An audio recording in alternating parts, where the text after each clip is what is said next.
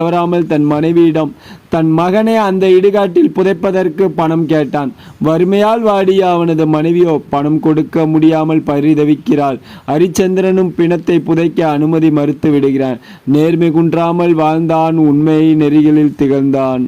இந்த கதை தான் ஹரிச்சந்திரனின் கதை. இந்த கதையை பற்றி விரிவாக பார்ப்போம் வாங்க. ஹரிச்சந்திரன் சந்திரமதியின் சுயம்பரத்துக்கு செல்கிறான். வழியில் காளி கோயில் ஹரிச்சந்திரன் அதனை வணங்கினான்.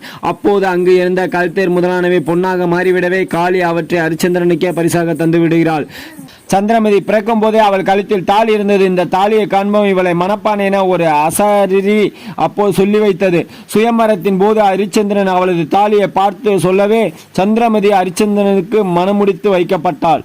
இவர்களுக்கு பிறந்த ஆண் குழந்தை வயது 7 ஆகும்போது ஹரிச்சந்திரன் நாட்டை இழந்து அல்லல் படுகிறான். ஹரிச்சந்திரன் மனுநெறி தவறாதவன் என்று இந்திரன் சபையில் வசிட்டர் கூறுகிறார். விஸ்வாமித்திரர் மறுக்கிறார். ஹரிச்சந்திரனை சத்தியம் தவற செய்கிறேன் என சபதம் செய்த விஸ்வாமித்திரர் செயலில் இறங்குகிறார்.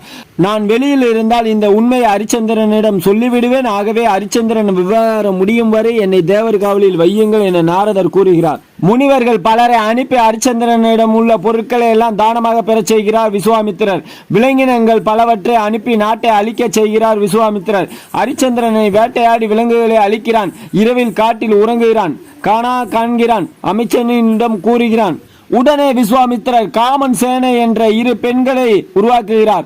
அவர்களை தங்களை ஹரிச்சந்திரன் மணந்து கொள்ள செய்ய வேண்டும் என வற்புறுத்துகிறார். ஹரிச்சந்திரன் மறுத்து விடுகிறான். விஸ்வாமித்திரர் அந்த பெண்கள் பக்கமாக பேசுகிறார். திருமணம் செய்து கொள்ள விட்டால் அதற்கு ஈடாக அவனிடம் உள்ள எல்லா பொருட்களையும் அவர்களுக்கு கொடு என்கிறார்.